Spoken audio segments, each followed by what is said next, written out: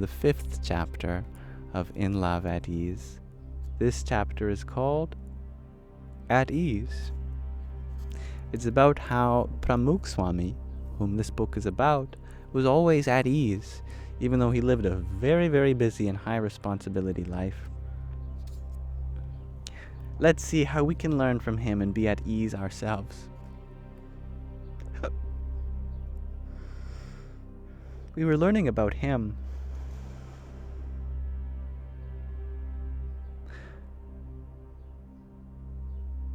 Swamishri communicated and instructed in an understated manner. He was very attentive. His eyes would flicker across the room, observing everyone who entered and exited. I think we were just learning about this as we stopped reading, how he communicated so much through his eye movement and acknowledgement of vision, that I see you alone. Swamishri had a date with time. I think most dates are with time. Anyway, he was extremely punctual and cognizant of how he used each minute. While others often assumed that 6 p.m. meant 6:03, I do. That's for sure. Swamishri was prepared and ready to go with his pug, his sadhu's headdress, placed on his head, and with a mala, rosary of prayer beads, or a bhakta's letter, a devotee's letter in his hand, when the small hand struck the hour. He would make the most of even mere seconds in between meeting bhaktas, devotees. In the short period of time it took one bhakta to leave the room and the next to enter, Swamishri could read the organization's monthly publications. Tenface, you share that you're neurodivergent and you can't do eye contact. That's okay. Yeah. Some of my fellow neurodivergent friends, I know that they're paying attention when they're looking at something else, when they're just letting their mind follow, because that means they're not so much in their head trying to maintain the status quo and social cue.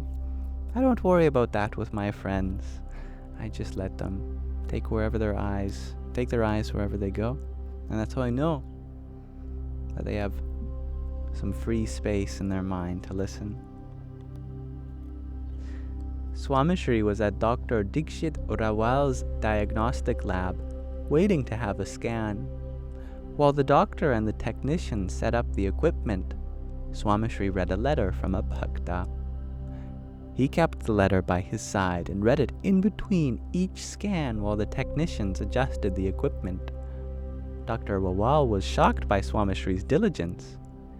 And if there was not enough time to read a bhakta's letter, there was enough to prepare the next one to be read.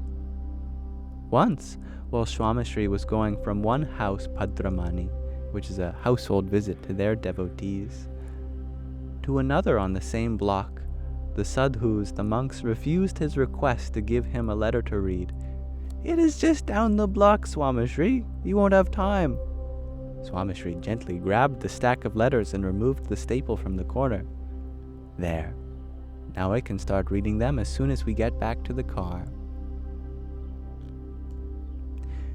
As meticulous as he was with me, Swamishri's daily schedule was always in flux.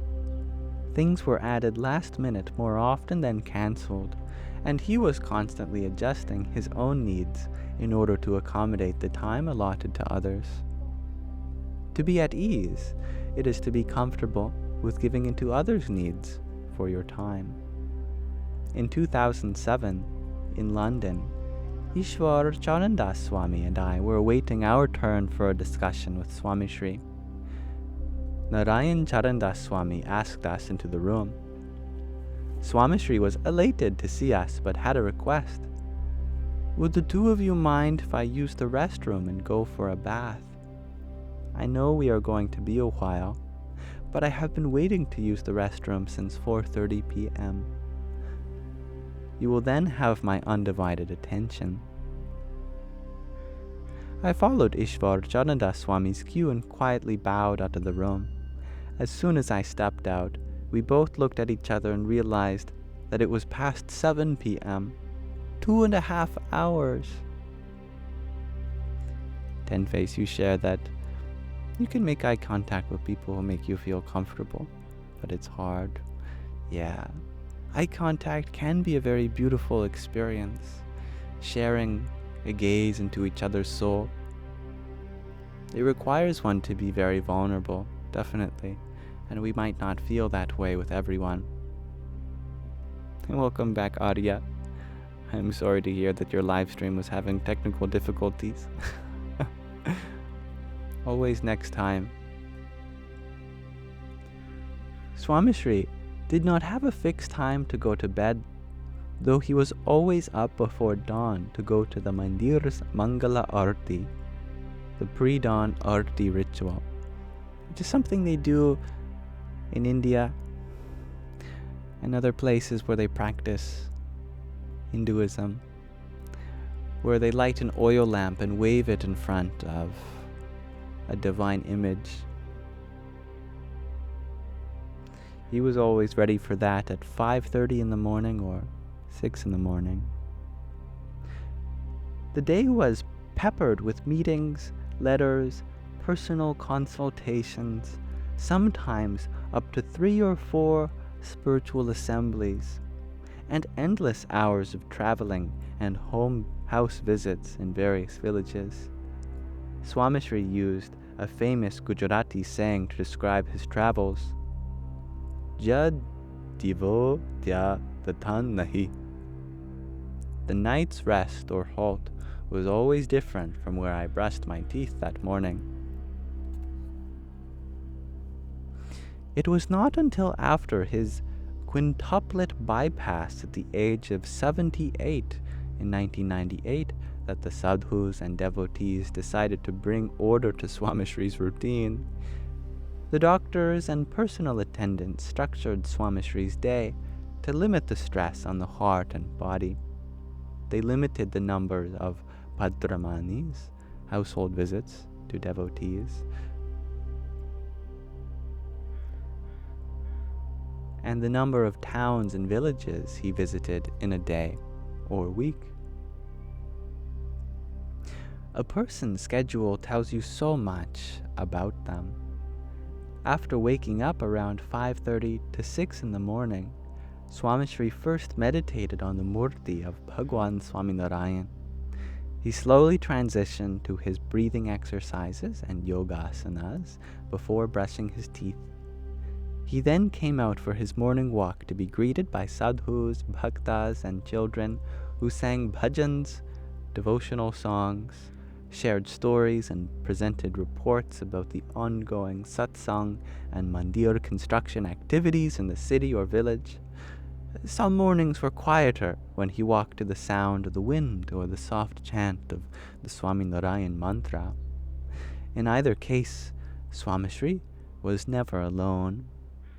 After his morning walk, Swamishri bathed and then sat down for his morning puja, which was also attended by bhaktas and sadhus from all over the world. After eating a quick breakfast while meeting bhaktas in close proximity, Swamishri either had meetings for the organization's activities or turned to the letters, phone calls, or house visits scheduled for that day. Thereafter, Swamishri attended the morning sabha, assembly, before lunch. Though lunch was scheduled between 12:30 and 1 p.m., Swamishri often sat down for lunch at 2 p.m. If there was time, there were always more bhaktas to meet after lunch. Swamishri rested for an hour and returned to his meetings and letters by 4 p.m. A small offering of fruits and nuts were brought to Swamishri by sadhus who would try to steal a few minutes with their guru before he moved on to counseling his bhaktas for their problems through letters, meetings, and personal consultations. This continued until the evening sabha, followed by dinner. While walking from his residence to the sabha hall and vice versa, each moment was filled with silent and verbal interactions with thousands of bhaktas, devotees. who often lined the pathways of these short walks.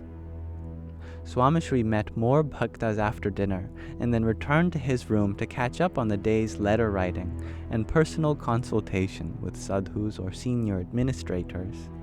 Those meetings often ran late into the night, but when they finished on time, Swamishri sat among the sadhus and bhaktas to sing the chesta, the poetic evening meditation on Bhagwan Swaminarayan's daily routine. That's kind of a meta point here, that we're talking about Swamishri's daily routine, and one of the parts of his daily routine is to meditate on the daily routine of his Ishta Devata, his personal form of the divine that he looked up to. And you've all experienced this unique aspect of the Swaminarayan tradition when we read the Vachanamrut, for example. We often start each passage by describing where Swaminarayan was sitting, what he was wearing, what he was fiddling with in his hands, who was around him, etc. Those of this tradition just love to know the little aspects of their teachers' lives, and I think that's very personal and endearing. The sadhus and bhaktas, the monks and devotees watched as the lights to Swamishri's room turned off. They then finally dispersed. Swamishri's night, however, was still young. He spent the next hour on the phone, checking in on his team of bhaktas and sadhus around the world. This was Swamishri's hour to reach out to those who had reached out to him with heavy hearts earlier in the day. Swamishri lightened the loads of those whom he spoke. He would laugh, tease, and even gently ridicule in order to ease the tension of everyday life. It was his way to tell bhaktas and sadhus serving around the world that he was thinking of them, that he was with them. The calls for guiding the organization's humanitarian efforts in Bhuj after the earthquake, to ensuring a young lady going through a divorce in Canada had the support of the community's elders in Toronto, to laughing with the elderly, ill bhaktas and sadhus to help them forget, even if only for a few minutes, the bodily pain and suffering they were enduring. Often those calls were to help them prepare for what was to come next. To be at ease is to check in with loved ones from time to time.